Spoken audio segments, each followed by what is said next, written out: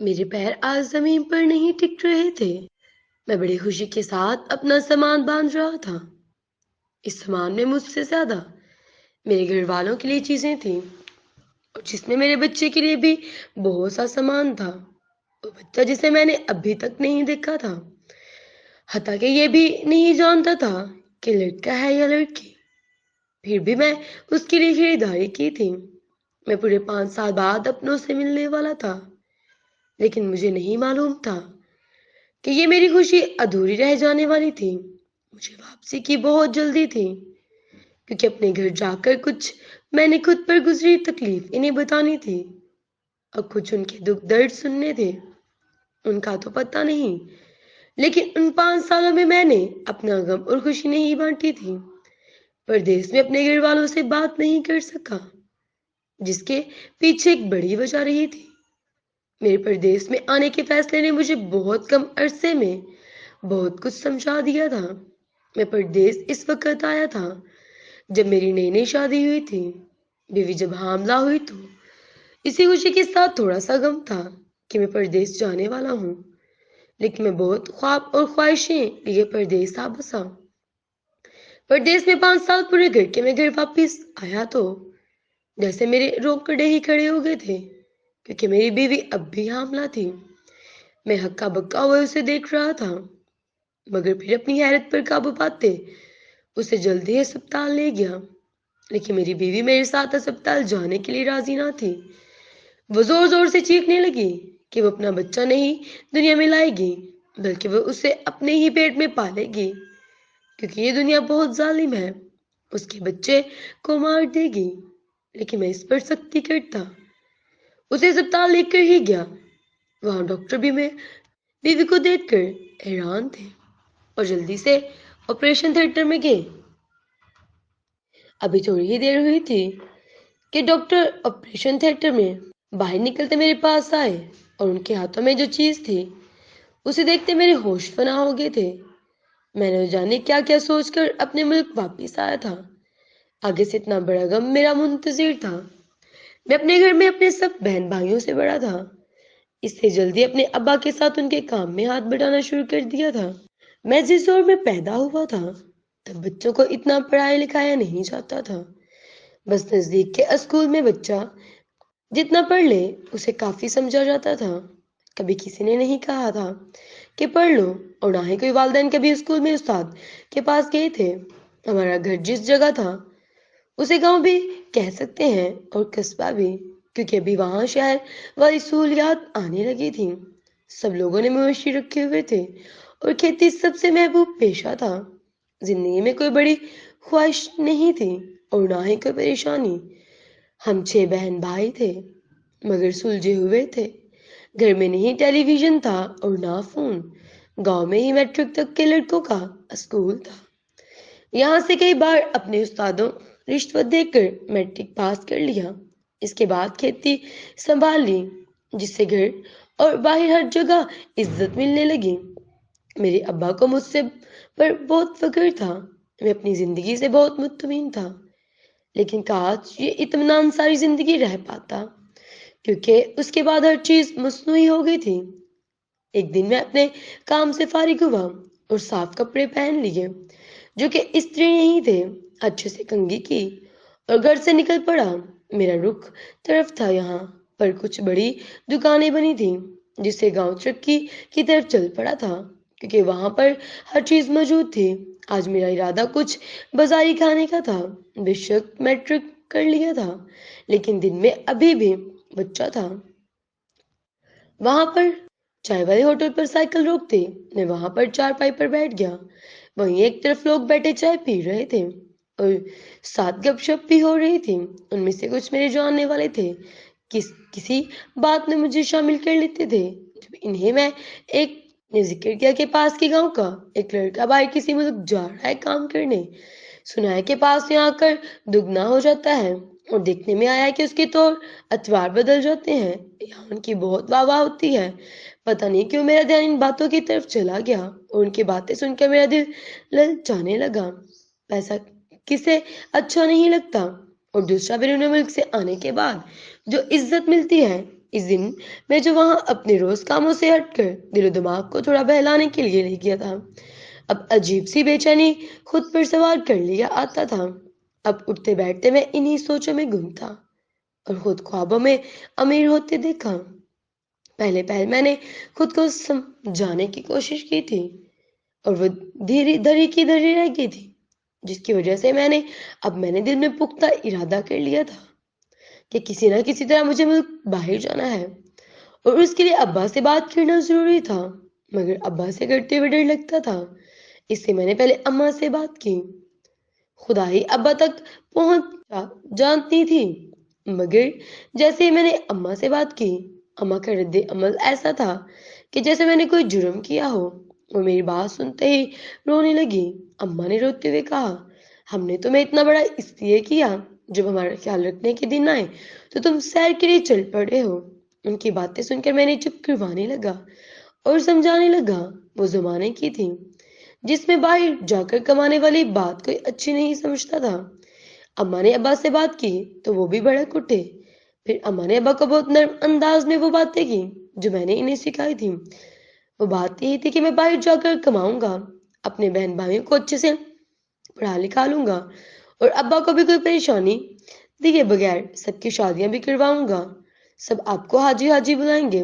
یہ ساری باتیں سن کر ابا سوچنے پر مجبور ہو گئے، جس مطلب یہی تھا کہ وہ مان گئے، مگر جب پیسوں کے لیے میں نے زمین بیچنے کے لیے کہا تو جیسے واقعہ مجھے جان سے مارنے پر آ گئے۔ جیسے تیسے ابا نے زمین تو نہیں بیچی، مگر گروی رکھوا کر مجھے پیسے دے دیے۔ باقی کے تمام مرحلے اس سے بھی زیادہ مشکل تھے کیونکہ ہم کبھی شہر تک نہیں گئے تھے اور یہ پھر دوسرے ملک جانے کی بات تھی۔ بہت کوشش کی مگر کام نہ ہو سکا۔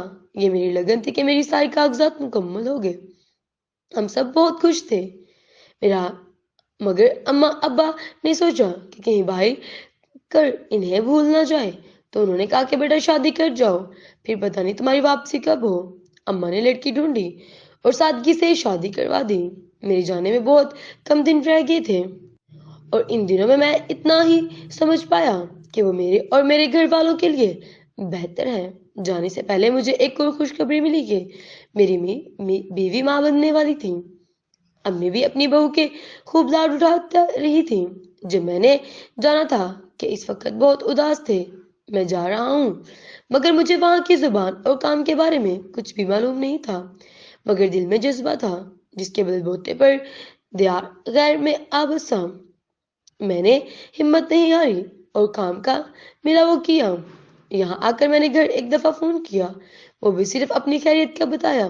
گھر سے کافی دور ایک دکان پر فون کر کے اپنے پہنچ جانے کا بتایا تھا۔ اس کے بعد میں نے کافی دفعہ رابطہ کرنے کی کوشش کی مگر نہ ہو سکا۔ ابھی نیا نیا اس ملک میں آیا تھا تو کام لے کر پرجوش تھا۔ ابا گروی رکھی زمین حاصل کرنے کے بعد جو پیسہ کماتا وہی اصل کمائی تھی جس سے سارے خواب پورے کرنے تھے جو میں اپنے گھر والوں کو دکھا کر آیا تھا۔ لیکن اس سے پہلے ہی کچھ ایسا ہو گیا کہ میرے سارے خواب دھرے کے دھرے رہ گئے۔ مجھے یہ بھی نہیں پتا چل سکا کہ میری بیوی کے لڑکا ہوا یا لڑکی۔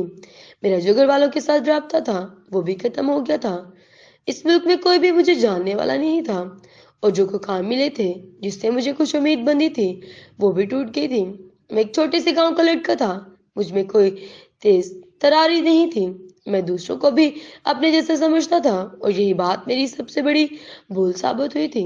میں یہاں ایک مقامی شخص کے ساتھ کمرہ بانٹ رہا تھا اور وہ مقامی شخص کسی غیر قانونی کام میں ملوث تھا جس مجھے علم نہیں تھا۔ ویسے بھی وہ میری اور میں ان کی زبان نہیں سمجھتا تھا، اس سے میں اس کی طرف توجہ نہیں دی۔ ایک دن میں تیاری کرتے ہوئے سوچ رہا تھا کہ آج لازمی گھر بات کرنی ہے۔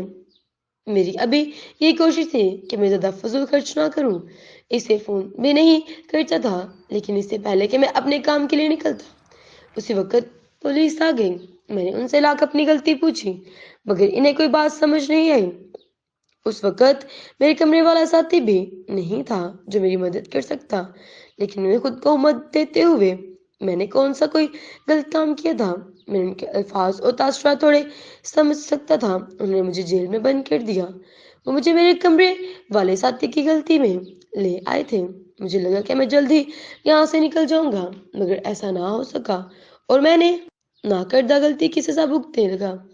مجھے اپنا یہاں آنے کا فیصلہ غلط لگنے لگا۔ میں اب زیادہ پچھتا رہا تھا کہ میں خود تو مصیبت میں پھنسا، ساتھ ساتھ اپنے گھر والوں کی روزی روٹی ذریعہ بھی ان سے چھین چکا تھا۔ مجھے جیل میں 2 سال ہو گئے تھے۔ میں بالکل نا امید ہو گیا تھا، بس ہر وقت اپنے گھر والوں کو یاد کرتا رہتا تھا۔ میری بیوی ہوتے ہوئے بیوہ والی زندگی گزار رہی تھی۔ پتہ نہیں وہ میرے بارے میں سوچتی ہوگی کہ میں مر گیا یا پھر اس ملک کی رنگینیوں میں کھو گیا۔ دونوں باتیں میرے لیے اذیت ناک تھیں۔ میں جیسے وقت کے ساتھ ساتھ مرنے قریب تھا۔ ایک دن مجھے رائے کی نوید سنائی گئی اور میں پھر سے جی اٹھا، لیکن میں سوچ رہا تھا کہ یہاں نکلتے وقت واپس چلا جاؤں، اب ایسا نہ ہو سکا۔ ایک تو میرا ابھی ویزے کا وقت رہتا تھا اور دوسرا یہ سوچ جانے نہیں دے رہی تھی کہ آخر کس منہ سے گھر والوں کے پاس جاؤں گا کہ میں تو اتنے اونچے خواب دکھا کر آیا تھا، جبکہ میں تو ان کا دیا بھی نہیں لٹا سکا اور خالی ہاتھ واپس آ گیا۔ اس سچ نے میرے قدم جکڑ لیے اور میں نے دوبارہ محنت شروع کر دی۔ میں نے خود کو کم کرنے والی مشین بنا ڈالا اور باقی ہر چیز کو فراموش کر دیا۔ اس طرح مجھے وقت گزرنے کا پتہ ہی نہیں چلا، مگر اب جیسے میرے یہاں سے جانے کے دن قریب آ رہے تھے ویسے ویسے مجھے ایسا لگ رہا تھا جیسے وقت رک سا گیا ہو۔ واپسی سے کافی پہلے ہی میں نے گھر والوں کے لیے شاپنگ کر دی تھی، جس میں اپنے بچے کے لیے زیادہ چیزیں تھیں۔ میرے پاس اتنا پیسہ جمع ہو چکا تھا کہ میں واپس جا کر ابا کی زمین لے لیتا اور اس کے علاوہ ایک اچھا سا کاروبار بھی شروع کر سکتا۔ میں اچھے سے جانتا تھا کہ میرے ساتھ میرے گھر والوں نے بھی بہت مشکل وقت دیکھا ہوگا۔ جب میں گاؤں پہنچا تو مجھے ہر چیز سے اجنبیت ہو رہی تھی، کیونکہ وہاں ہر چیز بدل گئی تھی۔ گاؤں تقریباً شہر کی طرح ہو گیا تھا۔ کچے مکان اب پکے گھروں میں تبدیل ہو چکے تھے۔ میں ہر طرف حیرانگی سے دیکھتا ہوا اپنے گھر کی طرف گامزن تھا۔ گھر کو دیکھتے ہی مجھے گھر والوں کی مشکلات کا اندازہ ہونے لگا۔ میں جب گھر میں داخل ہوا تو ہر طرف خاموشی تھی۔ گھر میں شاید کوئی نہیں تھا۔ گھر کے سارے دروازے بند تھے، صرف ایک دروازہ کھلا تھا۔ میں میری بیوی موجود تھی۔ اس کی حالت دیکھتے میری آنکھیں کھلی کی کھلی رہ گئی۔ اس کی حالت سے لگ رہا تھا کہ وہ حاملہ تھی۔ میں نے پوچھا میرا بچہ کہاں ہے، تو وہ کہنے لگی کہ آپ کا بچہ یہیں میرے پیٹ میں ہے، جس پر میں حیران ہو گیا اور اسے اسپتال لے کر جانے لگا، جس پر میری بیوی چیخنے لگی اور کہنے لگی کہ وہ اپنا بچہ ایسے ہی پالے گی جیسے، کیونکہ دنیا بہت ظالم ہے۔ مجھے وہ باتیں کرتی پاگل رہی تھی، مگر میں اسے اسپتال لے گیا اور میری بیوی کی حالت دیکھتے ہی اسے آپریشن تھیٹر میں لے گئے۔ کچھ دیر بعد آپریشن تھیٹر سے ایک ڈاکٹر نکلا جس کے ہاتھوں میں ایک تکیہ تھا۔ وہ کہنے لگا کہ آپ کی بیوی حاملہ نہیں ہے، یہ تو وہ جھوٹ بول رہی ہے اور اس کا ذہنی توازن خراب ہے۔ یہ سب سن کر میں اپنی بیوی کو گھر لے آیا، مگر کچھ پوچھا نہیں کیونکہ اس کی حالت ٹھیک نہیں تھی۔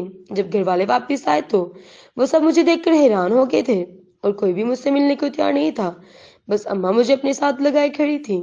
میں نے انہیں اپنی حالت بتا دی اور سب مجھ سے ملنے لگے۔ مجھے وہ وجہ بھی نہیں پتہ لگی جس کی وجہ سے میری بیوی کا بچہ پیٹ میں ہی مر گیا تھا۔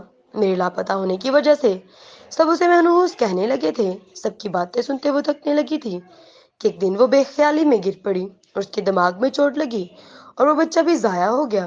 اس وجہ سے وہ اپنے پیٹ پر تکیہ باندھنے لگی اور یہ سب سن کر مجھے افسوس ہوا، مگر مجھے یقین تھا کہ میں اپنی بیوی کو جلدی ہی صحت مند کر لوں گا۔ میں نے اپنے چاروں طرف دیکھا تو سب خاموش تھے اور اس وقت کی خوشی میں تھے۔ اللہ حافظ۔